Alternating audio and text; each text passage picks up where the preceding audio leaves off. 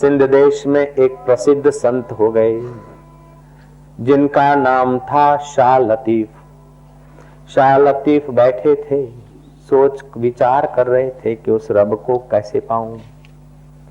कुछ गणिकाएं नर्तकियां पसार हो रही थी, आपस में बात कर रही थी। रामचंद्र भगवान की जय।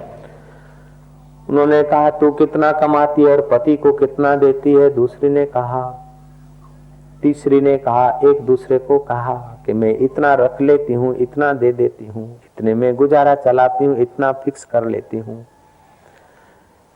जब एक आखिरी महिला से सबने मिलकर पूछा तो उसने कहा कि जिसको अपना पति मान लिया उससे फिर हिसाब कैसा रखा जाए, मैं तो उनसे कोई हिसाब किताब नहीं करती।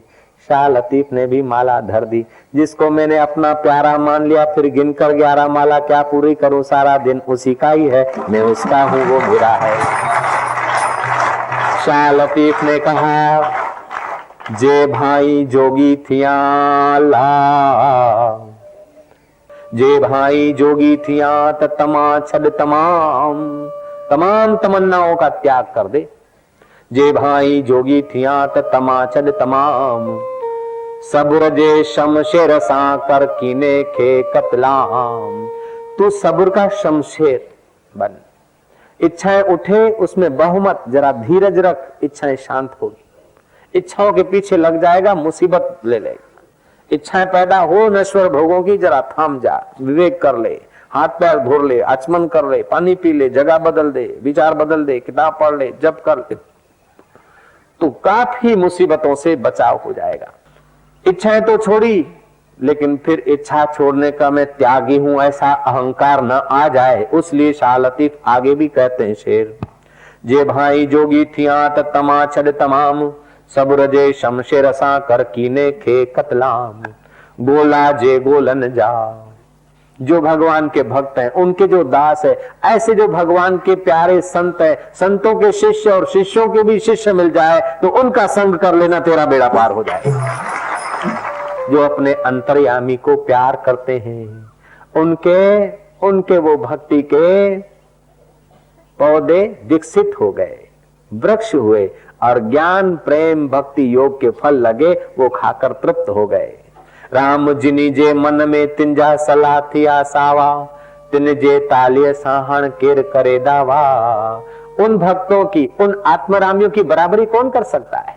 इसने उसने दुख दिया, लेकिन हे काणे काण हो, तो उस प्रिया के लिए उस दुख को भी मैंने सुख समझकर जीवन की यात्रा की तो मैं पहुंच गया। और जिन्होंने दुख को और सुख को दे धमाधम किया तो वे दुख और सुख को बढ़ाते रहे। अब आखिरी लालिया और मोतिया की चुटकीली कहानी करके हम लोग पूर्णाहुति करेंगे। चाओ श्री राम। अहमदाबाद साबरमती रामनगर से एक लालिया और एक कालिया कुत्ता, दोनों ने विचार किया कि कुंभ के मेले में स्नान करने से सारे जन्मों के पातक नाश होते हैं। कल्पित कथा है लेकिन सत्य समझने की कोशिश करेंगे। चाओ श्री राम। वे रामनगर से चलने को तैयार हुए, लेकिन लालिया ने कहा कि मैं रुकने वाला नहीं। तू कल आने को कहता, लेकिन पुण्य काम में देरी नहीं करनी चाहिए, मैं तो आज ही निकलूंगा। मोतिया ने कहा मैं तेरे साथ चलूंगा यार। बोले नहीं, साथ नहीं, मैं निकल जाता हूँ। लालिया निकला और थोड़ा सा अदालत तक पहुंचा तो कई कुत्ते उसको मिल गए भंसने के लिए। लालिया ने कहा कि कम वक्तों में कुंभ का स्नान करने को जा रहा हूं, नालायक, वो तुम्हें पता नहीं। लालिया भिड़ गया उनके साथ। महाराज कईयों को दोस्त ने चित्रे उतार दिए और कईयों ने उसके कुछ चित्रे उतार दिए। और लालिया क्या क्या करते 2-5 दिन वहीं बिताकर फिर आगे बढ़ा।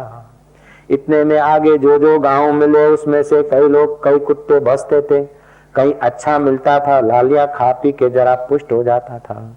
और कहीं फाइटिंग होता था तो लालिया प्रतिक्रिया कर देता था। ऐसा करते करते 6 महीने बीत गए और लालिया आबूरोड तक पहुंच गया।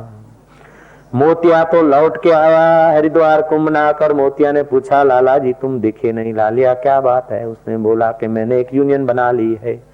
अच्छा काम करने निकलते फिर भी कोई कुछ मिलता है, कोई कुछ बोलता है। उनको सुधारने का मैंने जरा आयोजन किया। सुधारने का आयोजन करते करते मेरी एक थोड़ी छोटी मोटी यूनियन तो हो गई। बोले तेरी यूनियन तो हो गई, लेकिन कुंभ का अवसर पूरा हो गया।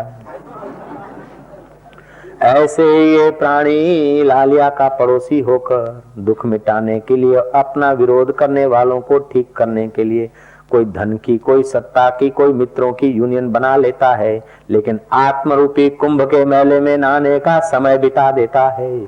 शुकदेव जी सावधान करते हैं और आसाराम यही तुम्हें सुनाते हैं।